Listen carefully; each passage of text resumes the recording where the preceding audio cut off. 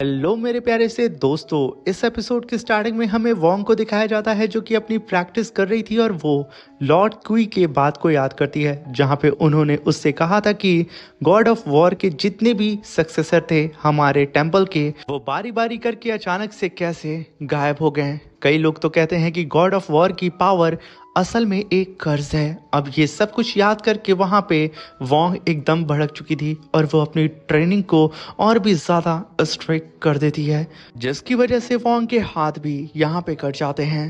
तभी यहाँ scene shift होता है और हमें स्टार डोमेन के बैटलफील्ड का सीन दिखाया जाता है जहाँ पे 3 सोल्जर और 4 सिविलियंस मौजूद होते हैं कई सारे पावरफुल डीमंस के सामने, जहाँ पे वो सारे कल्टीवेटर कहते हैं कि हमारे सामने 7th रैंक के डीमंस मौजूद हैं और हम लोग खुद 4 और 5 रैंक के कल्टीवेटर हैं और साथ में हमारे साथ कई सारे सिविलियंस भी हैं जिनके पास कोई भी कॉम्बैट पावर नहीं है। मगर तभी उनमें से एक बंदा कहता है कि हमें कैसे भी करके इन सारे डीमंस को रोकना होगा, हमें अपने लोगों को प्रोटेक्ट करना होगा। वहीं पे हम असिसन हॉल के कमांडर को देखते हैं जो कि कहते हैं कि आखिर मुझे समझ में नहीं आ रहा है कि आखिर ये सारे ही डीमन सिविलियंस को क्यों सेलेक्ट कर रहे हैं। तभी वहाँ पे मैजिक हॉल के लॉर्ड कहते हैं कि ये लोग सिर्फ हमें यहाँ पे प्रवोक कर रहे हैं, हमारे आम लोगों को मार करके हमें भड़काने की कोशिश कर रहे हैं, मगर हमें यहाँ पे संयम से काम लेना होगा। मगर तभी हम देखते हैं कि वो सारे ही डीमंस अब इतने ज़्यादा उत्सुक हो चुके थे कि वो सब के सब अपने लीडर के कहने पे उन सारे सिविलियंस और उन 3 वॉरियर्स के ऊपर अटैक करने के लिए बढ़ जाते हैं। ये देख करके वो सारे ही वॉरियर कहते हैं कि हमें कैसे भी करके आगे बढ़ के इन्हें रोकना होगा। ये कहने के साथ वो सब के सब हिम्मत को जुटाते हैं और आगे बढ़ जाते हैं उन सारे ही डीमन से फाइट करने के लिए, जिनमें से एक वॉरियर काफ़ी पावरफुल स्लैश अटैक एक डीमन के ऊपर करता है, मगर वो स्लैश अटैक उस डीमन का बाल भी बांका नहीं कर पाता है। और जब वो डीमन उस वॉरियर के ऊपर स्लैश अटैक करता है तो उसका हाथ ही वो डीमन काट करके रख देता है और ये वॉरियर होता है वॉरियर टेंपल का कल्टीवेटर। अब ये देख करके सब के सब वहाँ पे डर जाते हैं कि ये क्या, हम में से सबसे पावरफुल वॉरियर एक ही अटैक में मर गया।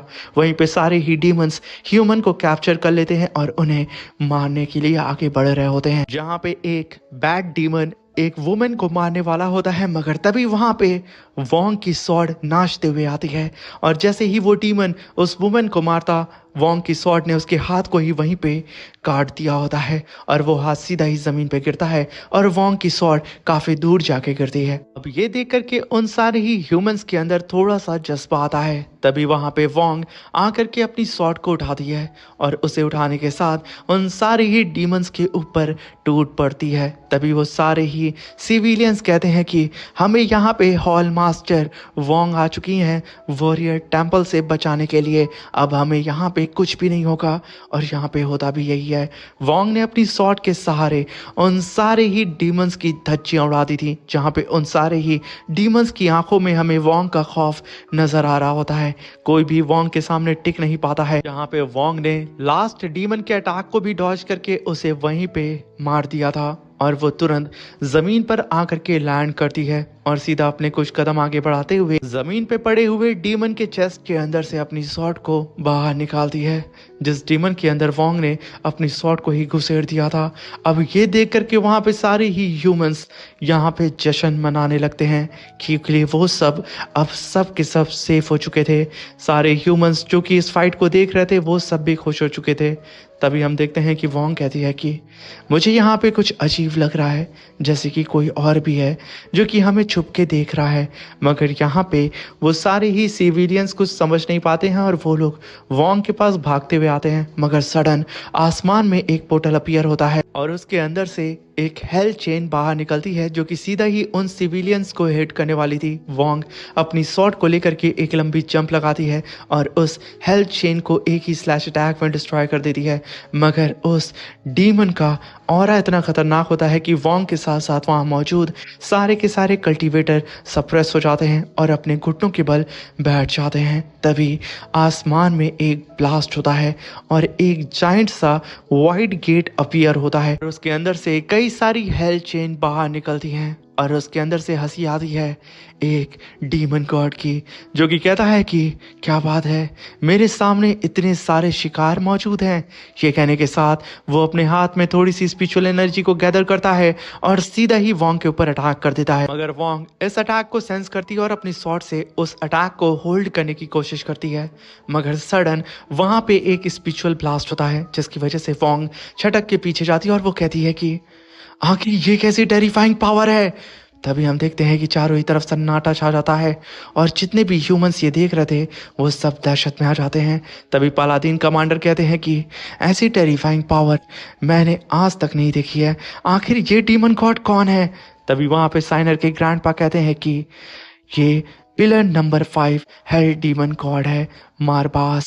तभी पालादीन कमांडर कहते हैं कि इसका नाम तो मैंने पहले कभी भी नहीं सुना है। तभी वहां पे साइनर के ग्रैंडपा कहते हैं कि अलायंस के रिकॉर्ड के हिसाब से ये लास्ट टाइम अपीयर हुआ था लगभग 1000 ईयर पहले, और ये सडन कहीं पे फिर अचानक से डिसअपीयर हो गया और कहीं छुप गया, और आज ये अपीयर हुआ है। इसकी एबिलिटी और इसकी पावर और इसकी स्ट्रेंथ से ज्यादा डिस्ट्रक्टिव है और इसका नमूना तुमने देख ही लिया होगा। और तभी हम वहां पे स्टार डीमन गॉड को देखते हैं, जिससे यहाँ पे डीमन प्रिंस बाओ पूछता है कि आखिर ये कौन सा डीमन गॉड है जिसे मैंने कभी देखा नहीं है। तभी वहां पे स्टार डीमन गॉड कहता है कि बहुत साल पहले ये एक ऑर्डिनरी डीमन था और इसका नाम मारपास था, मगर पता नहीं कैसे इसके पास इतनी स्ट्रेंथ आ गई कि इसने एक ही स्ट्राइक में पिलर नंबर 72 डीमन गॉड को खत्म कर दिया और उसकी पोजीशन इसने ले ली, और ऑर्डिनरी डीमन से ये सीधा ही बन गया डीमन गॉड पिलर का सक्सेसर। और इसी तरीके से इसकी जर्नी भी आगे बढ़ती गई। धीरे धीरे वक्त गुजरता गया और इसने कई सारे डीमन गॉड्स को हरा करके उनकी पोजीशन को ले लिया, और ऐसा करके उसने डीमन गॉड पिलर नंबर 5 को भी चैलेंज कर दिया, और एक ही पंच में इसने डीमन गॉड पिलर नंबर 5 को जान से मार दिया और उसकी पोजीशन को हड़प लिया।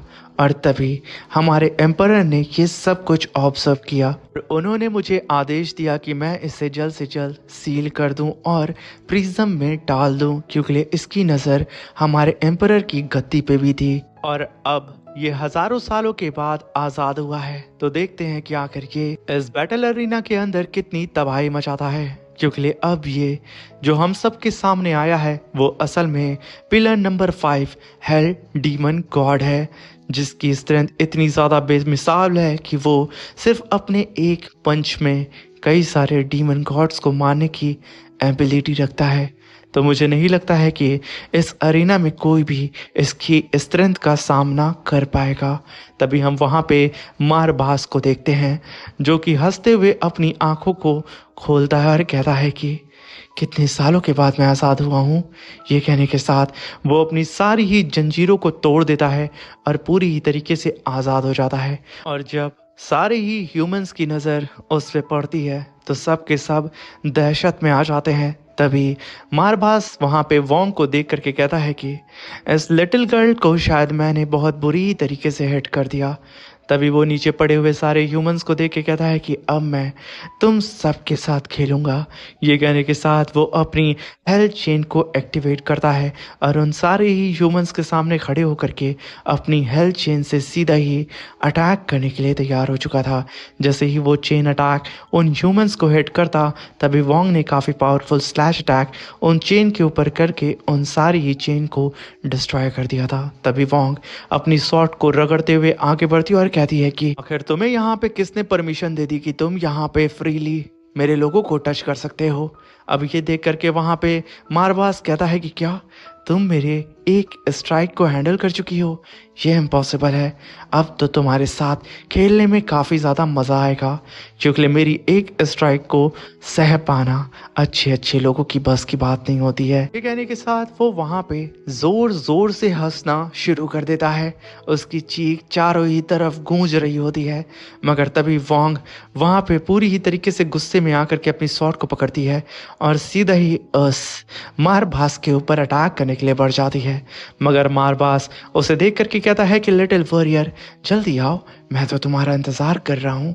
तभी वोंग सीधा ही अपनी स्वॉर्ड से उसके ऊपर अटैक करती है। मगर यहाँ पे तो मारबास उसके अटैक को डॉज कर देता है और सीधा ही आसमान में जाता है और अपनी सारी ही हेल्थ चेन को चारों ही तरफ जमीन पे गाड़ना स्टार्ट कर देता है। इसकी वजह से यहाँ पे अब वोंग को खुद को बचा करके इधर उधर भागना पड़ता है, मगर तभी कुछ चेन वोंग के पैर को पकड़ के उसे सीधा ही जमीन के अंदर गाड़ देती है और एक धमाके के साथ वहां सन्नाटा सा छा जाता है।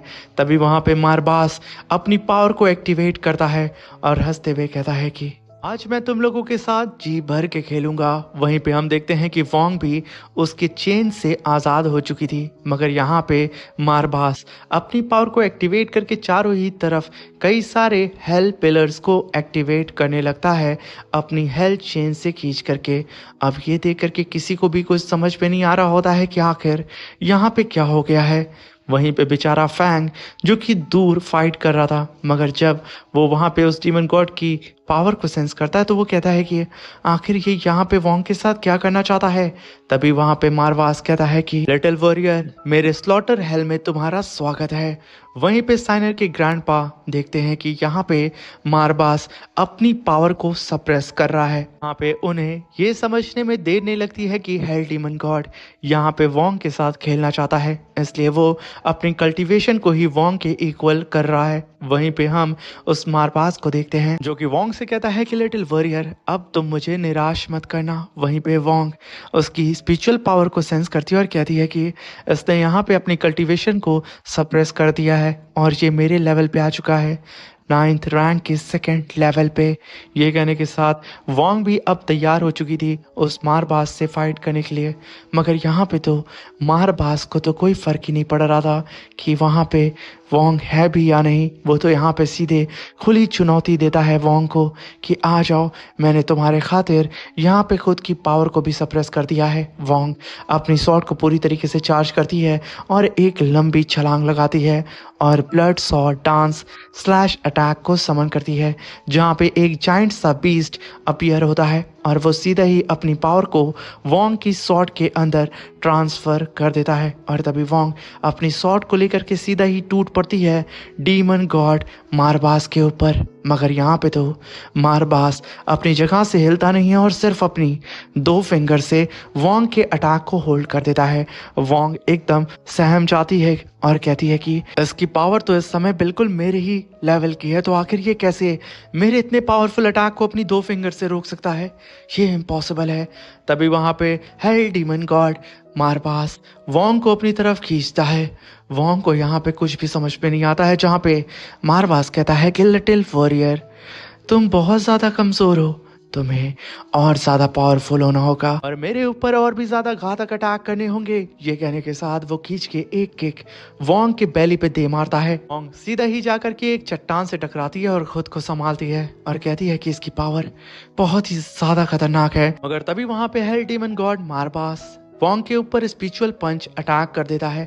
वोंग वक्त रहते ही वहां से हट जाती है और खुद को बचा लेती है और अपनी शॉट को लेकर के यहाँ पे हेल डीमन गॉड मारबास के ऊपर अटैक करना शुरू कर देती है, मगर मारबास यहाँ पे बहुत ही आराम से वोंग के सारे ही अटैक को डॉज कर रहा होता है और वोंग से कहता है कि लिटिल वॉरियर, थोड़ी और तेज बनो, तुम तो यहाँ पे मुझे छू भी नहीं पा रही हो, तो आखिर कैसे तुम अपने लोगों को और खुद को बचाओगी। अब यहाँ पे वोंग एकदम पागल हो चुकी थी, वो किसी भी कीमत पे यहाँ पे इस मारबास को हिट करना चाह रही थी, मगर वो नहीं कर पाती है। तभी वहाँ पे मारबास कहता है कि अब मेरी बारी है। ये कहने के साथ वो पीछे हटता है और multiple feast spiritual attack Wong के ऊपर करने लगता है। वोंग उन सारी ही अटैक से खुद को प्रोटेक्ट करने लगती है, मगर यहाँ पे तो मारबास अपनी पावर को बढ़ाता है और सीधा टेलीपोर्ट होकर के वोंग के पीछे आ जाता है। वोंग वक्त रहते ही मारबास को सेंस कर लेती है और वो तुरंत ही अपने पीछे अपनी शॉट को ले आती है और उधर मारबास खींच के एक पंच वोंग की पीठ पे मारता है, मगर यहाँ पे वोंग ने चतुराई से अपनी शॉट को बीच में ला करके खुद को बचा लिया था, वरना इस हिट में वोंग की हड्डियां टूट जाती, क्योंकि इस पंच से ही वहां पे इतना खतरनाक स्पिरिचुअल ब्लास्ट होता है कि आसपास की सारी ही चट्टानें तहस नहस हो जाती हैं। तभी वोंग नीचे आके गिरती है। अभी वहां पे हेल डीमन गॉड मारबास कहता है कि बच्ची, तुम्हें और ज़्यादा तेज़ होना होगा, वरना कहीं ऐसा ना हो कि तुम वक्त से पहले ही मर जाओ। अब ये बात वोंग को खटक जाती है और वो मारबास के ऊपर अटैक करने के लिए आती है। मारबास खींच करके एक स्पिरिचुअल पंच उसके ऊपर कर देता है, जहाँ पे वोंग ने अपनी शॉट को बीच में ला करके खुद को बचा लिया था, मगर एक ब्लास्ट के साथ वोंग झटक करके सीधा ही एक चट्टान के अंदर घुस जाती है। वो खुद को संभालती उससे पहले ही मारबास आता है और सीधा ही वोंग की खोपड़ी को पकड़ता है और उसे रगड़ते हुए आसमान से ही जमीन पे पटक देता है। मगर वहां पे वोंग खुद को संभाल लेती है और बड़ी मुश्किल से खुद को स्टेबल करती है। मगर यहाँ पे तो मारबास फिर से वोंग के ऊपर अटैक करने के लिए तैयार हो चुका था और ठीक उसके पीछे आके खड़ा हो जाता है, मगर इस बार वक्त रहते ही वोंग वहाँ से हट जाती है और उसके अटैक को डॉज कर देती है। तभी हम देखते हैं कि एक ब्लास्ट होता है जिसकी वजह से वोंग सीधा ही आकर के ज़मीन पे गिरती है और वो खुद को स्टेबल करते हुए कहती है कि अब मुझे यहाँ पे कुछ और करना होगा। ये कहने के साथ वो अपने कदम को बढ़ाती है और अपने ब्लडी डोमेन को एक्टिवेट करती है और सीधा उसके अंदर मारबास को कैप्चर करने की कोशिश करती है, जहाँ पे वोंग का ब्लडी डोमेन चारों ही तरफ से मारबास को कैप्चर करने लगता है और उधर मारबास शांति से खड़े होकर के एक जगह आसमान में हंस रहा होता है। उसके चारों ही तरफ वोंग की पावर होती है। मारबास अपनी स्पिरिचुअल पावर को सिर्फ हल्का सा रिलीज करता है और वोंग का ब्लडी डोमेन पूरी ही तरीके से एक बार में डिस्ट्रॉय हो जाता है।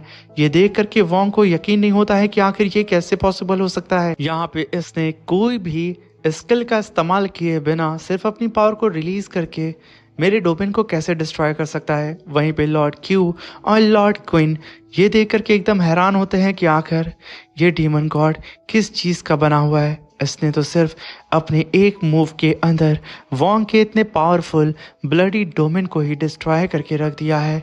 आखिर यहाँ पे क्या हो रहा है। अब यहाँ पे सब के सब घबरा रहे होते हैं कि आखिर अब इस फाइट का नतीजा क्या निकलेगा, क्योंकि ये फाइट अब एक तरफा ही चल रही थी, जहाँ पे हेल डीमन गॉड मारबास सीधा ही वोंग से कहता है कि क्या तुम चींटियों के पास कोई भी ऐसी पावर नहीं है या फिर कोई टेक्निक नहीं है जिससे तुम मुझे पीछे ढकेल सको।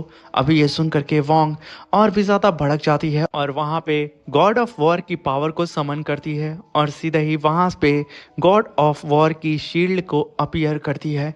अब यहाँ पे डीमन गॉड मारबास अपने सामने गॉड ऑफ वॉर की शील्ड को देख करके कहता है कि इसका मतलब ये डिसेंडेंट है गॉड ऑफ वॉर की। मेरी किस्मत तो खुल चुकी है, इतने सालों के बाद मैं आज़ाद हुआ हूँ और मेरे सामने देखो गॉड ऑफ वॉर की पावर मौजूद है।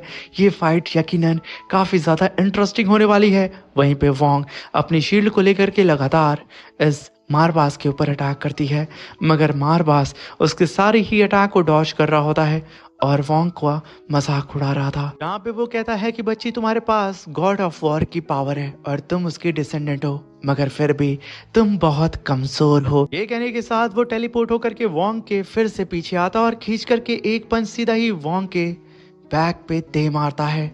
वोंग बहुत ही तेजी से नीचे ही जा रही होती है और उसकी हालत खराब हो जाती है, मगर तभी डीमन गॉड मारबास उसके सर को पकड़ता है और सीधा जमीन पे दे मारता है और इधर वोंग खुद को स्टेबल करती है। हेल डीमन गॉड मारबास कई सारे स्पिरिचुअल पंच अटैक सीधे ही वोंग के ऊपर कर देता है, जिसकी वजह से वोंग और भी ज्यादा घायल हो जाती है।